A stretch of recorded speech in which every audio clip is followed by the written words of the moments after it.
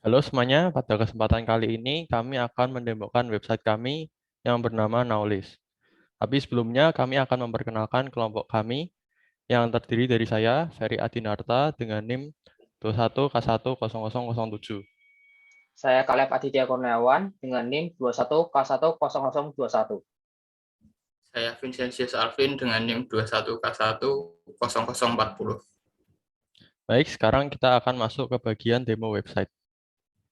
Baik, sekarang saya akan mendemokan dan menjelaskan bagian dari login page, forgot page, sign up page, dan juga profile page.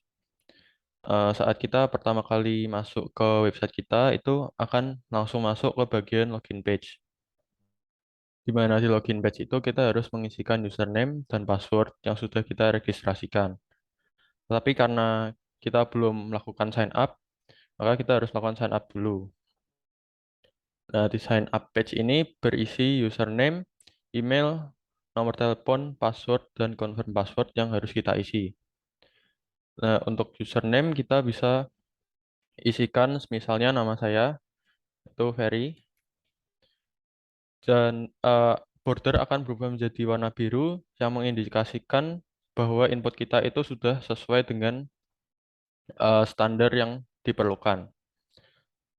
Jadi semisal di email itu standarnya harus menggunakan @gmail atau apa yang mengindikasikan bahwa emailnya itu benar-benar sebuah email, bukan karakter lain. Jadi misalnya saya gunakan ferry@gmail.com. Nah, di sini bordernya sudah berubah menjadi biru sehingga mengindikasikan bahwa inputan kita itu sudah valid. Semisal saya hilangkan add-nya, maka bordernya akan berubah menjadi merah dan inputan kita itu tidak dapat diinputkan ke database. Lalu untuk phone number sama juga standarnya itu kita harus masukkan nomor telepon berisi 12 sampai 14 digit. Dan yang bisa diinputkan ke input box ini itu hanya angka. Jadi misal kita mengetikkan karakter atau huruf di keyboard kita, itu tidak inputannya tidak masuk ke dalam input box ini. Nah, misal saya asal saja nomor teleponnya dan bordernya juga sudah berubah menjadi biru, jadi inputan kita valid. Selanjutnya di bagian password, untuk password ini kita tidak ada standar inputan, jadi yang pasti adalah minimalnya ada satu karakter atau satu digit yang kita inputkan. Dan untuk password dan confirm password ini harus sama isinya. Jadi misal saya masukkan passwordnya adalah nama saya lagi, kita dapat melihatnya dengan menekan eye icon. Dan untuk di confirm password, misalnya saya masukkan password yang berbeda dari password di sini, misalnya asal saja, dan kita pencet register button di sini. Itu kita akan dikembalikan ke page sign up dan akan ada tulisan confirmation password failed karena passwordnya berbeda. Jadi misal saya inputkan yang benar, maka seharusnya ketika kita menekan tombol register, eh, inputan kita akan tersubmit dan akan dimasukkan ke database. Nah, di sini berarti sign up kita sudah sukses. Di mana berarti username dan password yang kita masukkan itu eh, harus sesuai dengan username dan password yang kita registrasikan. Tapi sebelum itu, misal kita lupa password kita bisa menuju ke forgot password. Di sini kita harus menginputkan username, new password, dan confirm new password. Username-nya itu harus sesuai dengan username yang sudah kita masukkan tadi. Misalnya adalah nama saya, Harry, dan new passwordnya misal adalah Harry123. Di sini kita bisa melihat dengan memencet eye icon yang ada di sebelah kanan. Lalu untuk confirm passwordnya juga harus sama. Misal saya bedakan lagi dan salahkan, lalu saya pencet submit. maka kita akan dikembalikan ke forgot password. Lalu jika saya inputkan new password dan confirm passwordnya itu sudah sama, tetapi username-nya itu belum terdaftar, jadi misal seperti ini, lalu kita submit, itu akan ada tulisan username is not registered, yang berarti username yang tadi kita inputkan itu masih belum sesuai. Nah, selanjutnya misal kita masukkan yang benar, lalu kita tekan submit, terus seharusnya kita dikembalikan ke page login dan akan ada pop-up message yang menuliskan reset password successful. Lalu jika kita mencoba login menggunakan username yang benar dan password yang salah, maka ketika kita menekan tombol login, kita akan dikembalikan lagi ke page login dan akan ada tulisan incorrect login. Lalu jika kita mencoba yang benar, maka seharusnya kita akan berhasil masuk ke homepage. Di sini saya akan menjelaskan bagian untuk edit profile yang ada di sebelah kanan dari tulisan to-do list. Jika kita menekan icon ini, akan muncul form edit profile. Di dalamnya kita bisa mengedit username, email, dan nomor telepon. Kita tidak memasukkan opsi untuk mengedit password karena kita bisa melakukannya di bagian forgot password. Lalu di sini kita bisa lihat bahwa inputan dari input box itu sudah sesuai atau sudah otomatis diisikan sesuai dengan apa yang kita registrasikan tadi. Jadi misal username-nya saya ubah menjadi ferry123 dan emailnya saya ubah menjadi @yahoo.com. Lalu untuk nomor teleponnya saya ubah menjadi 08 asal saja. Lalu kita submit. Jika berhasil, kita akan dikembalikan ke homepage. Lalu akan ada pop-up message update successful. Dan kita bisa lihat lagi apakah itu benar-benar ke-save. Itu sebenarnya kita bisa lihat dari database. Tetapi karena database-nya itu yang menggunakan akun Caleb, jadi yang bisa melihat hanyalah Caleb.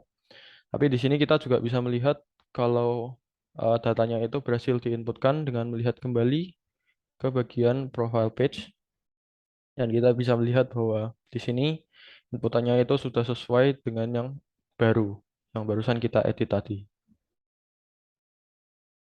Selanjutnya untuk delete account, kita bisa menghapus akun kita.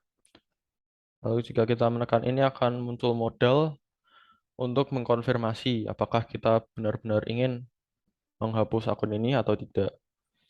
Jika tidak, maka kita bisa menekan cancel dan kembali ke homepage. Lalu di sini saya akan mendemokan lagi untuk mendelete akun ini. Nah, di sini harus diperhatikan bahwa username-nya itu adalah ferry123.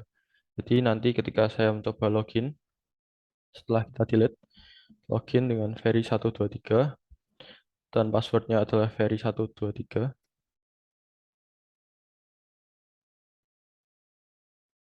Kita tidak bisa login karena akun tadi itu sudah terhapuskan. Sekian penjelasannya dari saya. Selanjutnya akan dilanjutkan oleh Caleb. Sekarang saya akan mendemokan untuk bagian homepage. Di bagian homepage terdapat dua card, yaitu card kategori dan card to-do list. Di bagian card kategori, kita bisa menambahkan sebuah kategori dengan mengisi namanya di bagian ini. Misalnya saya akan membuat nama kategori A, lalu saya klik tambah, maka akan muncul nama kategorinya dengan tombol edit dan tombol delete-nya. Jika tombol delete ini diklik, maka kategorinya akan hilang. Lalu jika tombol edit ini diklik, maka akan muncul modal untuk mengganti nama kategori tersebut. Misalnya saya akan mengganti namanya menjadi kategori AA. Lalu saya klik save, maka nama kategorinya akan terganti. Lalu misalnya saya klik cancel, maka nama kategorinya tidak akan terganti dan hanya akan menutup modelnya saja.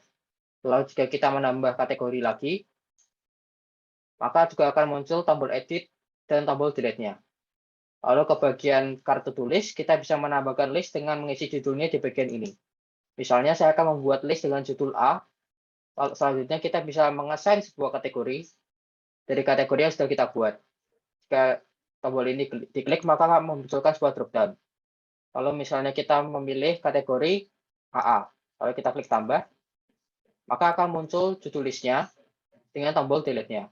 Lalu misalnya kita membuat list lagi, lalu mengassign ke kategori B, lalu klik tambah, juga akan muncul sama seperti sebelumnya. Lalu misalnya kita membuat list lagi, tapi kita tidak mengassign ke kategori apapun, lalu kita klik tambah, maka juga akan sama seperti sebelumnya. Di kartu tulis ini kita juga memiliki fitur filter menurut kategorinya. Jika ini diklik, maka akan muncul dropdown yang berisi nama-nama kategori yang sudah kita buat. Misalnya kita memilih filter AA, maka akan hanya memunculkan list yang memiliki kategori AA. Lalu misalnya kategori B, sama juga seperti sebelumnya, akan juga memunculkan list yang memiliki kategori B.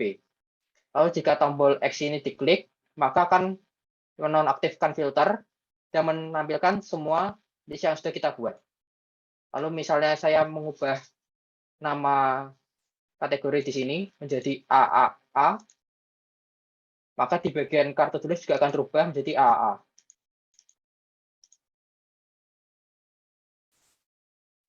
Lalu kita akan mencoba delete untuk bagian listnya. Misalnya saya akan mendelete list C, maka saya akan memilih tombol ini. Jika diklik, maka yang terdelete hanya listnya saja. Lalu misalnya saya akan mendelete kategori B, maka yang terdelete hanya kategori B saja. Lalu di pojok kiri atas terdapat tombol logout untuk kembali ke login. Baik, sekian dari demo homepage kali ini. Terima kasih. Di sini saya akan mendemonstrasikan detail page. Kita akan mengklik salah satu list di bawah ini dan masuk ke detail page. Di atas ini ada nama list, kemudian ada kategori list, ada tombol save. Kita bisa mengedit nama list, contohnya C. Kemudian kita bisa mengganti kategorinya jadi AAA, kemudian klik tombol save. Selesai, sudah tersimpan. Kemudian di bawahnya ada tambah aktivitas. Kita masukkan nama aktivitas, contohnya D.